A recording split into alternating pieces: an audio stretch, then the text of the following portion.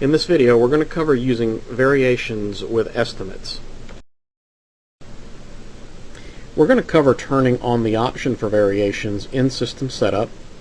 We will create estimates with variations. We're going to be adding and cloning variations, and we'll do a recap of the things that we've reviewed. A variation is really nothing more than a means to provide your prospect with varying options within the same estimate. Let's go ahead and switch to Control and take a look at some examples. Before you can do a variation, you have to turn the option on in System Setup. To do so, follow these steps. Setup, System Setup, Estimate Options, Edit, select Use Variations for Estimates, and Save. Let's create our estimate as we normally would.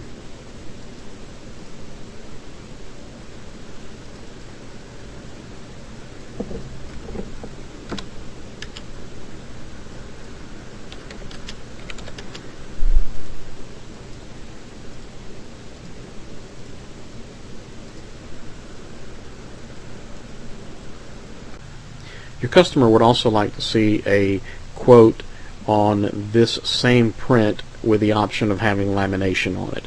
So what you could do is clone the line item into a new variation called, in this case, Variation Cloned, Variation 1 Cloned.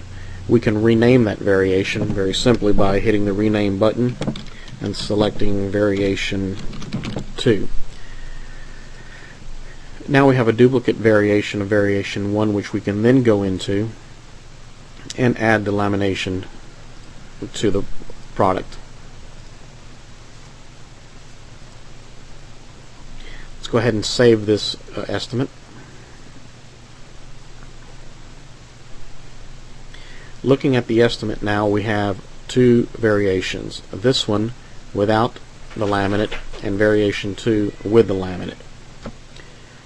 Besides cloning a variation, you can create a completely different line item by adding a variation. It will prompt you for the name.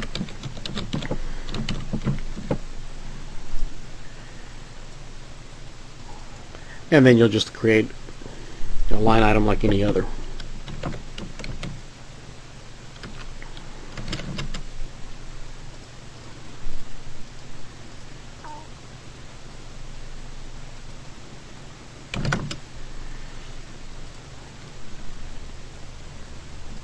And let's save this. Looking at this estimate now, we have three variations. The first one with no laminate, the second one with laminate, and the third one, which is just another option that you're going to present to your customer. When you print the estimate for your customer, they will receive one estimate with three variations, one on each sheet. Estimate 500, option Variation 1, Variation 2, and Variation 3. Setting the active variation will determine what option is displayed when looking at the total screen or exploring estimates in Explorer. By default, Variation 1 is the active variation. So if I look at the line item, I see our total for Variation 1 as 170.06. I switch over to my total screen and it reflects the active variation, item 1 at 170.06. And likewise, looking at the Explorer, I see estimate number 500, the total showing as 170.06. Going back to my estimate, I can edit the estimate, select any of my other variations, and set those as active. Looking at Variation 3 has moved to my active spot, showing a total of $138.25, and if I click on the Totals tab, we see the same thing. Likewise, once we save the estimate and look at our Explorer, we see the total showing for our estimate as $138.25. Also note that as part of your variations, you can also delete any variations you don't want by editing the estimate, selecting any of the non-active variations and hitting the delete button and confirming.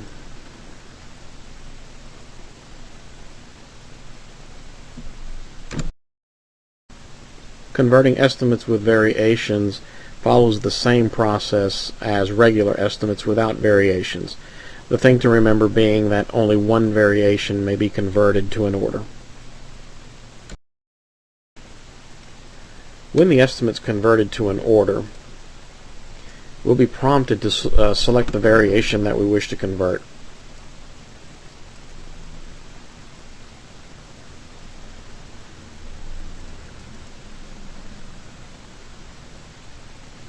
At this point, the estimate's been converted to a WHIP using variation 3, which is the one we selected. In summary, it's important to note that variations must be turned on in System Setup. Variations may be created by adding or cloning line items. Setting a variation as active will determine the total price shown on the estimate and in the Estimate Explorer. And finally, only one variation may be converted to a WHIP.